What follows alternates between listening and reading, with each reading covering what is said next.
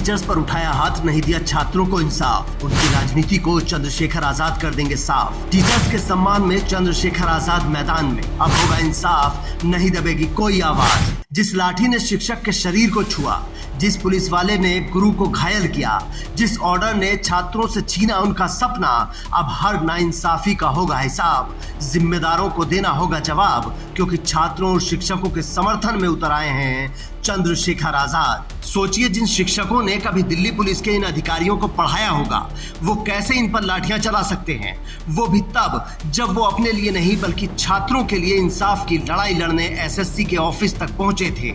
लेकिन शायद अब हमारे देश में ये नया नॉर्मल हो गया है कि जो भी सरकार या उसके किसी विभाग से सवाल करने जाता है, वो लाठी खाकर ही वापस आता है, क्योंकि साहब के हिसाब से सब चंगा सी और देश में रामराज चल रहा है। मतलब अब कोई सवाल नहीं हो सकता, जो हो रहा है वो सब सही है। लेकिन छात्रों ने इसे मानने से इनकार कर दिया है और उनके साथ चंद्रशेखर आजाद के अलावा भीम आर्मी की ताकत भी जुड़ गई है। चंद्रशेखर आजाद ने कर्मचारी चयन आयोग यानी एसएससी के चेयरमैन को साफ साफ शब्दों में कुछ मांगे रखी हैं। नंबर 1, एसएससी परीक्षा में पारदर्शिता और समयबद्धता सुनिश्चित की जाए।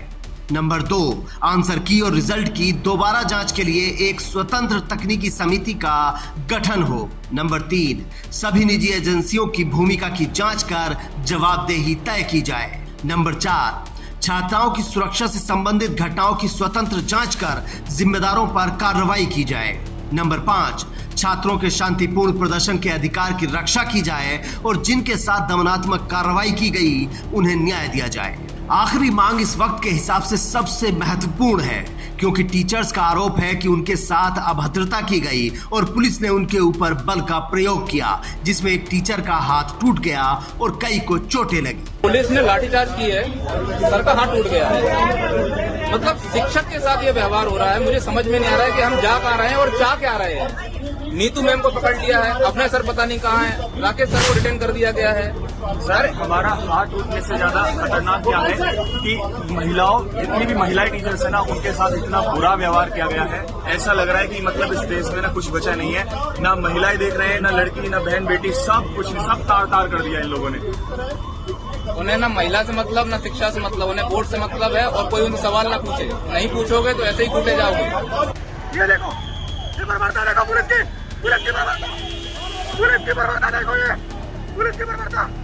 और कुछ लोग ऐसे हैं जो चेहरा आज तक नहीं दिखा रहे, वो दिखा भी नहीं पाएंगे जीवन में कभी, क्योंकि जब बच्चों के लिए खाने की जरूरत थी ना डंडे, वहाँ फिर तुम एसी रूमों में बैठ के बकैती करते हो। एडिटर्स के साथ सबका होगा है, वो रीएडिट करवा रहे होंगे सर। एडिटर्स के दम पे जिंदा है कुछ लोग। मानना है कि हम लोग इस लायक नहीं है कि हम लोग बच्चों की आवाज उठा सके। पुलिस बल का प्रयोग किया गया है। हम बच्चों को लेकर नहीं आए, क्योंकि हमें धरना प्रदर्शन नहीं करना है, हमें सिर्फ मांग उठानी है। सबसे खराब तस्वीर तो महिला टीचर्स के साथ दिखाई दी, जिसमें नीतू मैम को टीटीसी बस में बाकी शिक्षकों के साथ घंटों तक केवल रास्तों पर घुमाया गया।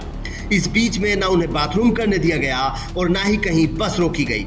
बार बार कहने पर भी किसी ने नहीं बताया कि वो टीचर्स को कहां लेकर जा रहे हैं, क्योंकि उनका मकसद केवल टीचर्स को परेशान करना था। छात्रों के साथ पुलिस की ज्यादती से चंद्रशेखर आजाद गुस्सा हो गए और उन्होंने रात में ही अपनी गाड़ी निकाली और थाने पहुंच गए।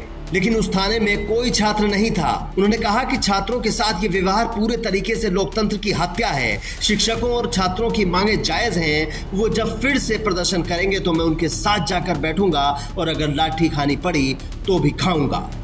और छात्रों के साथ, उन अध्यापकों के साथ जो बच्चों के भविष्य को संवारने का काम करते, जिस तरह का अन्याय हुआ कल सबने देखा है। मैंने कल ही एसएससी के चेयरमैन को पत्र भी लिखा था कि जो एसएससी के बच्चों की मांगे हैं, जिस तरह की पीड़ा वो महसूस करते हैं, वो मांगों को मानना चाहिए। आप लगा देते हो सेंटर इतनी दूर, एक दिन पहले पेपर आप कैंसिल कर देते हो, पेपर लीक हो जा रहे हैं। जो जहाँ व्यवस्था जो है पेपर स्थल पे जो है वहाँ व्यवस्था अच्छी नहीं है, तो एसएससी के बच्चे जो हैं पीड़ा में हैं। स्टाफ सिलेक्शन जो कमीशन है उसको अपने बारे में सोचना चाहिए। और जिस तरह से कल उनके साथ जो है लाठीचार्ज हुआ, लोकतंत्र में ये भाषा अच्छी नहीं है।